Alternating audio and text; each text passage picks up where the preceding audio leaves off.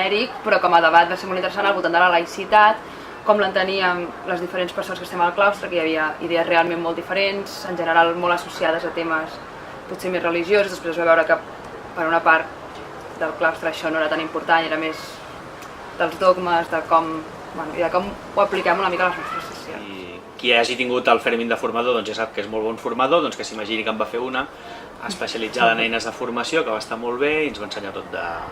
Bueno, ens va fer reflexionar sobre quina intenció tenim quan formem i quines eines ens poden ajudar, sobretot ara amb tot el que és jugabilitat i ús de noves tecnologies per dinamitzar les sessions.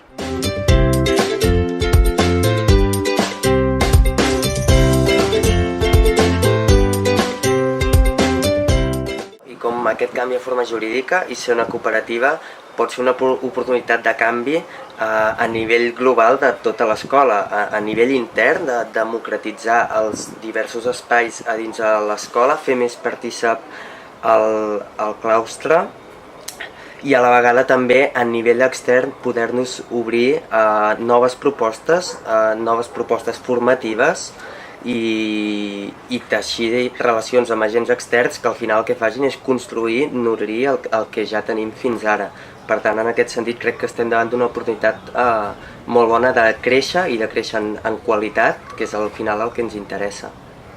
I també generar, o sigui, el fet de poder crear una cooperativa fa que puguis tenir espais de convivència o de trobada amb les entitats per les quals tu acabes treballant, no?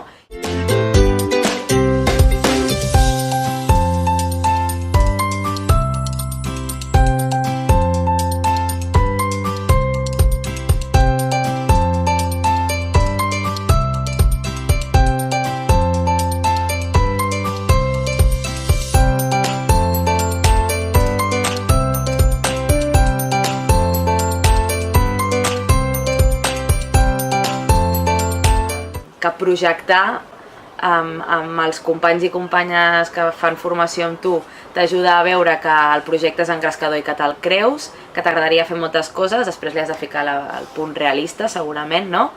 Però a mi m'ha donat sensació de fàbrica creativa, no? De com millorem, de que no estàs sol, no? I de dir, ostres, doncs, de compartir. Al Solcamp ens hem dividit en taules i hi havia temes, l'activitat transversal online, estava jo i per això me'l sé, l'activitat de com utilitzar el Moodle pel claustre, com replantejar el projecte de directors, i l'objectiu és que en una hora i amb un diagrama que havíem preparat acabéssim traient alguna conclusió, una cosa que es pogués portar a la pràctica i no només a nivell de debat.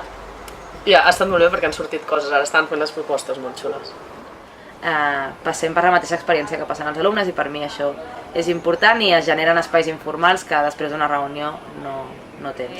Poder ajuntar-nos més persones fa que al final hi hagi més equip, per tant es puguin generar espais i grups de treball que hi puguis veure continuïtat. Per tant, en aquest sentit, valorar molt positivament que hagi estat un cap de setmana i animar, evidentment, que se'n puguin fer més i sobretot animar a la participació, que com més siguem al final, més podrem compartir, més podrem crear i serà més divertit. Potser el més important és que us vau perdre el Raül fent màgia. Sí, el Raül ara fa màgia, que ho sapigueu. Per tant, heu de venir la pròxima vegada perquè si no, no veieu els trucs de màgia.